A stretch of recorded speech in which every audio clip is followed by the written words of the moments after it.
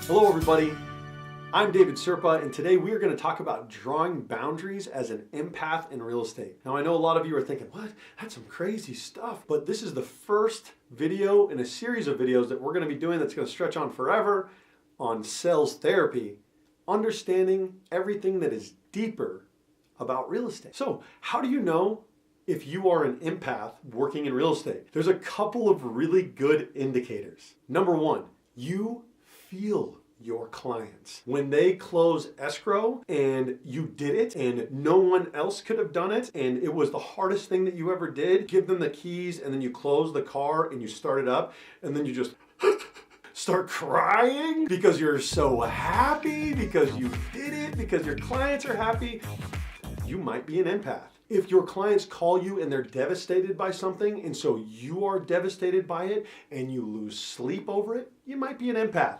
If you got into real estate because you truly want to help people, no matter what that looks like, and you have things on your business cards like, I sell dreams, let me find your dream home, I believe that a family is where the heart is, all that stuff, it's because you're probably an empath. I feel you. You mean it. We do sell dreams. Isn't that so cool? I want to help you from feeling so drained and overwhelmed by not only your clients, but by negative agents around the office, other agents on the other side of a deal, etc. One of the first things that you could do as an empath working in real estate, set boundaries and expectations early. Now, if you've ever gotten up from dinner to go show a property, if you have ever felt extraordinarily bad about ditching your family or taking a phone call because you know that you're affecting your family, you are affecting your family. Your clients can wait if you are spending family time. One of the big things that I like to do is I like to leave a voicemail on my own voicemail. So when people get it, they get me saying, hi, you've reached David Serpa with the Homes team. Thank you so much for calling. If you've reached this message between 5 and 7:30, please understand I'm spending some time with my family and I will get back to you as soon as I can.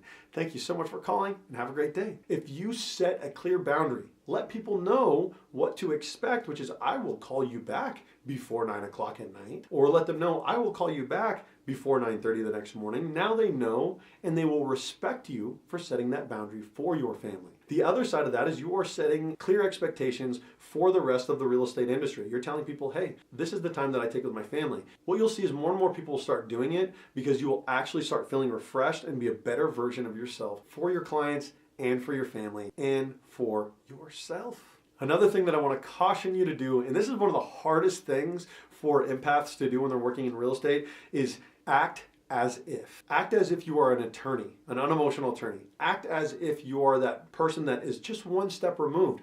I know you're feeling it. Trust me, I feel it too.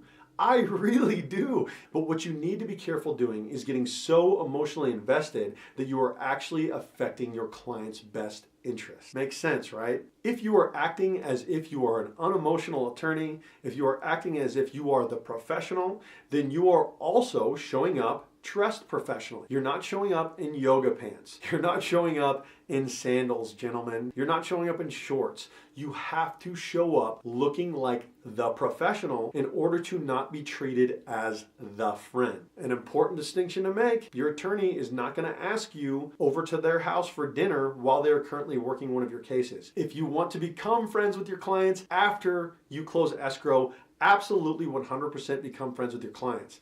If you do not establish that boundary and act as if you are an unemotional attorney, what will happen is you will start acting like a friend and they will start expecting friend stuff. I'm going to give you another great example. Number 3, avoid triangulation. Now, if you are acting as if you are an unemotional attorney and you have clients where you're helping them divide an asset, which is an extraordinarily difficult and highly emotional thing to do, if you, as an empath, are mirroring back to them how they are feeling because you're feeling it and you're getting pumped up, guess what? Everyone's going to get stressed out and you're going to get involved in things that you should not be getting involved in. So what I tell my clients when they're dividing assets is I tell them, I am only going to have conversations about this real estate transaction and what relates to this transaction, and I'm going to do the same thing for you with your ex if anything comes up. I just want to keep it 100% about the transaction. I totally understand this is the hardest time in your life right now. I feel it, but the best thing that I can do for you and your ex is to just stay one step removed from that. Now, understand, part of avoiding triangulation is that people will triangulate against you. That's okay. You're a professional. They're allowed to have emotional outbreaks. They're allowed to triangulate against you. You are not allowed to triangulate. You are not allowed to get involved in the drama. It doesn't happen because you are acting as if, you are setting clear boundaries and expectations, and you're avoiding triangulation by not actively engaging. A healthy relationship exists in bilateral communication. That is me talking directly with my client. That is me talking directly with an agent. So a lot of empaths flock to real estate, but unfortunately, a lot of people that flourish in negativity and triangulation also do. Because for them, they're everyone's hero. They're out looking for a damsel in distress, and they're looking for a villain. But the important part of avoiding triangulation is understanding it. So what you have is you have this agent who is out looking for a villain, and they're looking to make their clients the damsel in distress because now they can campaign against you and make you the bad guy. Don't engage. Don't engage. Everything that when I'm having a conversation with anyone is we. How can we do this? How can we figure this out together? And then you provide the solutions to this agent, you provide the solutions to your clients. It is their decision to decide whether or not they want to partake in the solutions that you are offering them. If not, that's okay too. We move on, right? Cool. So when you get an agent saying, well, we're just really frustrated. My clients think that you guys are the worst. Okay, I completely understand where you're coming from.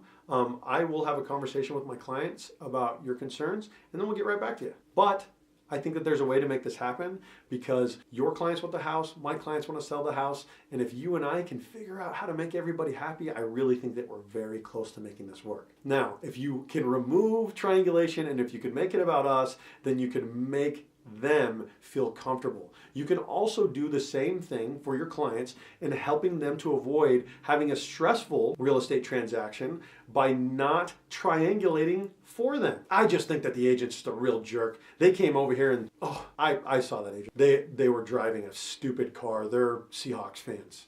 Whatever. I didn't like their stupid face. Now, we have a tendency in those situations like, yeah, I hear you, because we're empaths and we're feeling what they're feeling. So we're like, yeah, I think that agent is a jerk. They are a jerk. Let's get them. Don't do that.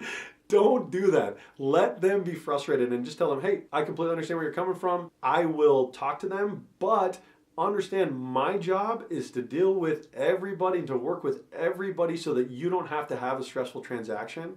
And if that means that I have to make a couple extra phone calls or my team has to make a couple extra phone calls to get it done, I want to get you the best deal possible. So now number 4, protect yourself from negative agents, not just that you're in a transaction with, but negative agents that are in your office, that are getting frustrated with you for everything that you're doing. Everything that you're doing is a stupid idea or somebody else has tried. Understand that their negativity does not belong to you. It is easy for us to get involved in that because we're the kind of people that we flock to strong emotions. We flock to people that need us. And unfortunately, if you are an empath that has not developed your own sense of self-love and your own sense of really being productive, then you will fall victim to the trap of being drawn into negative energy around the office because they're being negative. You'll think, oh, well, that's what the cool kids are doing, and I'm feeling kind of negative too. I'm frustrated. Avoid it like the plague. When you start getting around the right people, they're going to be smiling. They're going to start telling you everything that they know, and everything is going to be a good idea, or they'll have a better option for you. Isn't that rad? Now, number 5.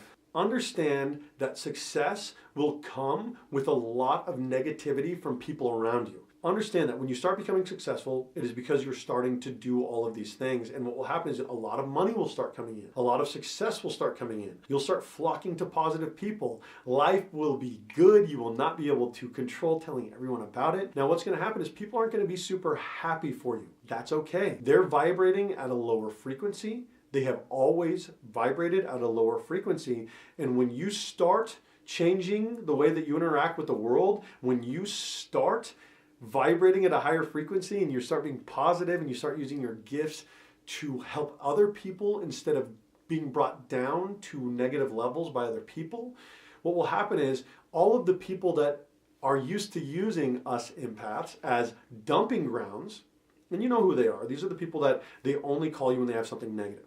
Something bad happens, they immediately call you. Why? Because you internalize it.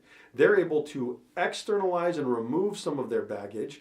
you now are carrying it. They hang out feeling better, you hang out feeling worse. Some of these people pop in your life every few years, and it's awful. Some of these people are parents, some of these people are spouses, and what will happen is they will not be happy for you because you are successful. That's okay.